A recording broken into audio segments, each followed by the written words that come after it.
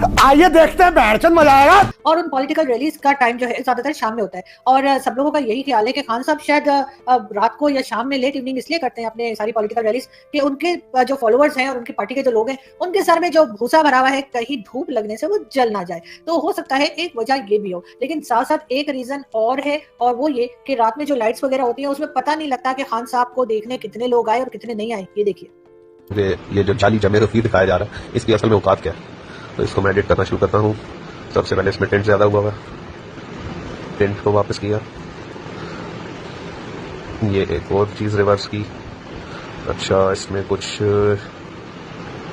Highlights भी ज्यादा लग रही हैं, वो भी रिवर्स कर दी। अच्छा जी, ठीक हो गया।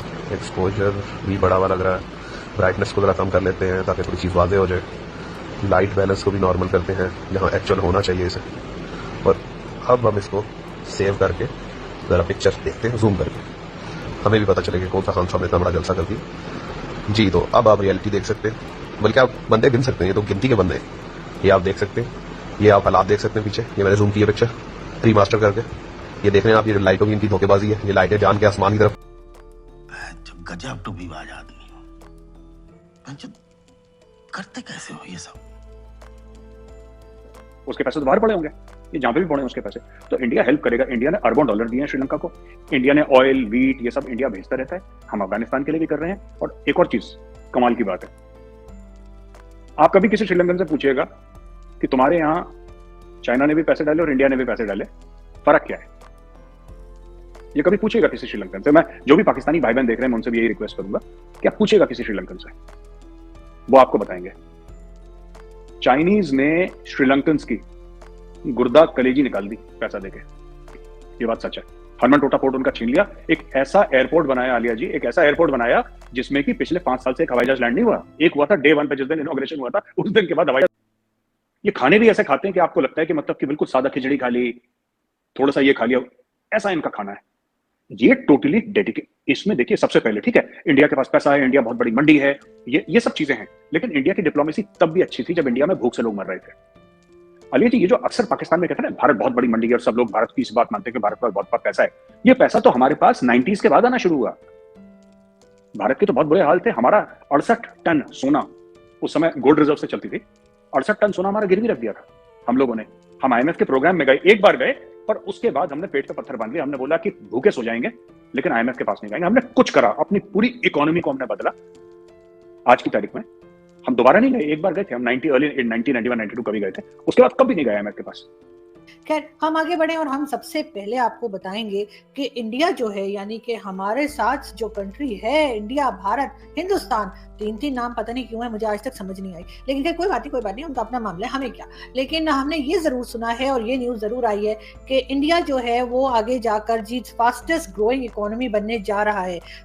मतलब ये कि पैसा ही पैसा होगा। बिल्कुल जी। तो जी हम भारत की तरफ अपना दोस्ती बढ़ाते हैं। ये जी दो अलग अलग न्यूज है, ठीक है ना। अगर आपके पास पैसा आ रहा है तो इसलिए नहीं, हम तो वैसे ही दोस्ती करना चाह रहे हैं, लेकिन ये सुनकर कि जी भारत जो है वो बड़ी जल्दी जो है फास्टेस्ट ग्रोइंग इकोनॉमी बनने जा रहा है, ये सुनकर तो पाकिस्तान में हम इतने खुश हैं। अब छोड़ो ना जी, पैसे मांगने कौन इतनी दूर अमेरिका जाता फिरे, इधर ही साथ में तो मोदी जी हैं, तो पहुंच जाएंगे और कहेंगे जी मोदी जी, वैसे भी मोदी जी तो बड़े दिल के मैंने सुना अच्छे हैं, तो हम थोड़ा सा अपना रोना धोना करेंगे तो वो हो सकता है कि थोड़ा हमें भी लोन शोन मिल जाए या कोई चीज फ्री की मिल जाए, मुफ्त। और अगर ये कीमतें बढ़ जाती हैं IMF के कहने के ऊपर, जो कि इमरान खान साहब हमारे ऊपर मुसल्लत कर गए। IMF तो खैर पहले भी पाकिस्तान के ऊपर मुसल्लत थी, क्यों हमारे लीडरशिप की नालायक पॉलिसीज की वजह से, और कोई भी लीडरशिप ऐसा नहीं आया जो हमें ये कह सके कि हम IMF के बगैर आपके लिए कोई प्लान तैयार कर रहे हैं, कर्जों के बगैर प्लान तैयार कर रहे हैं, क्योंकि ये सारे बातें तो बहुत करते हैं, पावर में आते हैं तो कुछ भी नहीं इनके पास होता।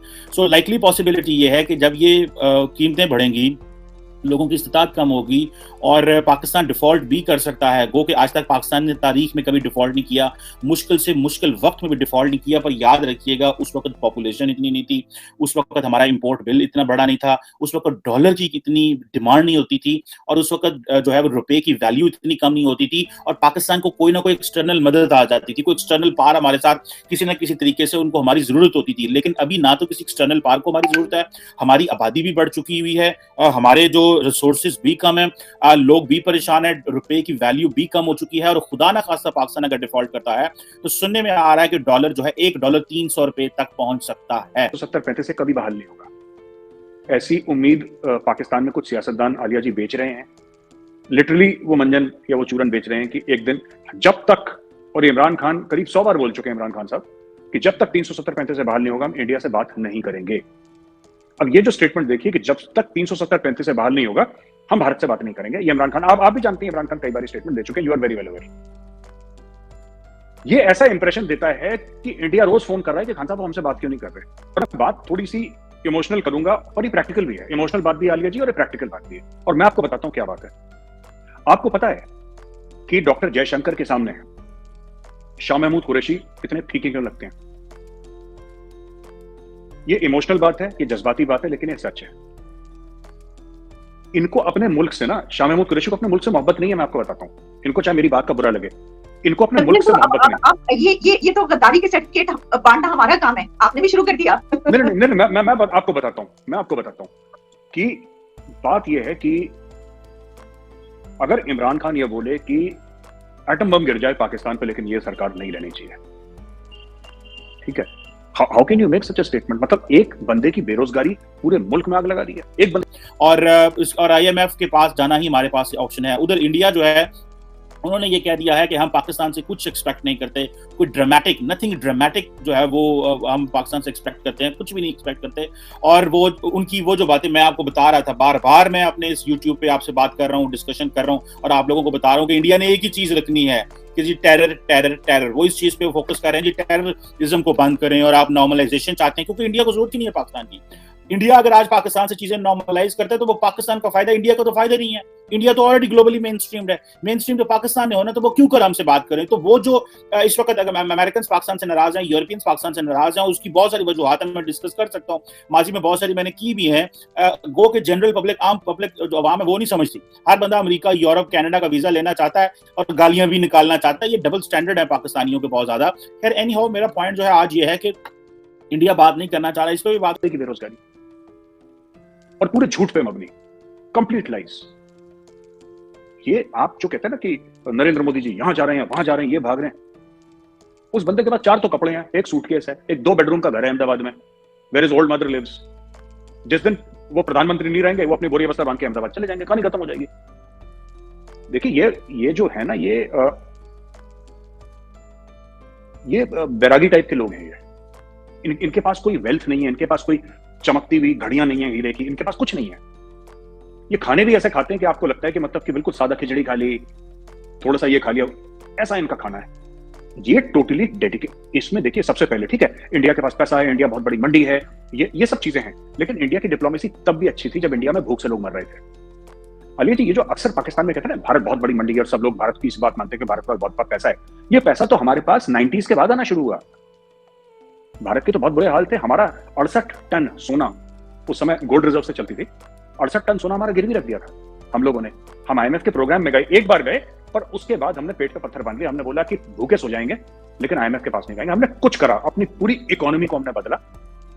आज की तारीख में हम दोबारा नहीं गए, एक बार गए थे हम, अर्ली 1991-92 कभी गए थे, उसके बाद कभी नहीं गए IMF के पास। खैर हम आगे बढ़े और हम सबसे पहले आपको बताएंगे कि इंडिया जो है, यानी कि हमारे साथ जो कंट्री है, इंडिया, भारत, हिंदुस्तान, 3 नाम पता नहीं क्यों है, मुझे आज तक समझ नहीं आई, लेकिन कोई बात नहीं, उनका अपना मामला है, हमें क्या। लेकिन हमने ये जरूर सुना है और ये न्यूज जरूर आई है कि इंडिया जो है वो आगे जाकर जी फास्टेस्ट ग्रोइंग इकोनॉमी बनने जा रहा है।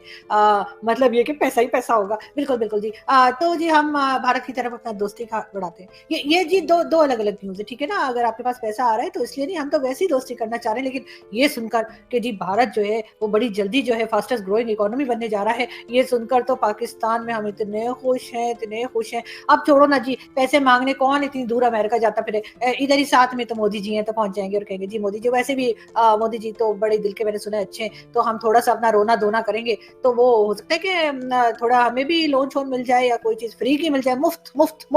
2 टुकड़े हुए थे, ईस्ट पाकिस्तान बांग्लादेश बना था। इंडिया चाहता तो बांग्लादेश को, जो पाकिस्तान में कहते हैं ना लोग अखंड भारत के बारे में भारत बात करता है, इंडियन आर्मी थी बांग्लादेश में, लाखों की इंडियन फौज थी, और हमारे लिए बड़ा आसान था। हमारी जो धार्मिक ग्रंथ है रामायण, उससे भी मैं आपको एग्जांपल देता हूं कि ऐसा क्यों, क्योंकि हमारा जो रिलीजन है वो भी हमें यही सिखाता है। जब प्रभु श्री राम ने रावण को हराया था लंका में, तो पूरी लंका खत्म हो गई थी, जो अब श्रीलंका बोलते हैं जिसको, तो वो खत्म हो गई थी। लेकिन जो रावण का छोटा भाई था विभीषण, उसको लंका का राजा बनाया और वो वापस आ गए, उन्होंने कब्जा नहीं करा लंका के ऊपर। तो ये जो पाकिस्तान में ये बात है कि भारत कब्जा कर लेगा, भारत की ऐसी कोई पॉलिसी नहीं है कि भारत किसी और मुल्क पे कब्जा करे, और हमारे लिए ज्यादा मुश्किल भी नहीं है। हमने मॉल्डीव्स में ऑपरेशन करा था, हमने श्रीलंका के अंदर ऑपरेशन करा था, ऑपरेशन पवन, कई साल चला, हम लोग छोड़ के आ गए श्रीलंका, हम लोग छोड़, हमें किसी में इंटरेस्ट नहीं है। पहली बात प्रॉब्लम है, हमारी प्रॉब्लम है कि जो चाइना पाकिस्तान इकोनॉमिक कॉरिडोर है वो पाकिस्तान ऑक्यूपाइड कश्मीर और गिलगिट बाल्टिस्तान से आता है, जिसको एक 1994 का इंडियन पार्लियामेंट का रेजोल्यूशन ये कहता है कि वो जमीन हमारी है। This is a parliamentary resolution. मसला ये है, इसके अलावा चाइना आए बोले कि जी 500 अरब की हम इन्वेस्टमेंट कर रहे हैं पाकिस्तान में, जय हो, have fun, we have no problem at all. Sri Lanka की, मैं ये नहीं कह रहा कि पाकिस्तान और श्रीलंका के एक जैसे हाल है, मैं ये नहीं कह रहा, पर मैं कह रहा हूं कि उनकी सिचुएशन टॉप लेवल पे एक जैसी है। चाइनीज इन्वेस्टमेंट, करप्ट एलीट, ये प्रॉब्लम है, ठीक है।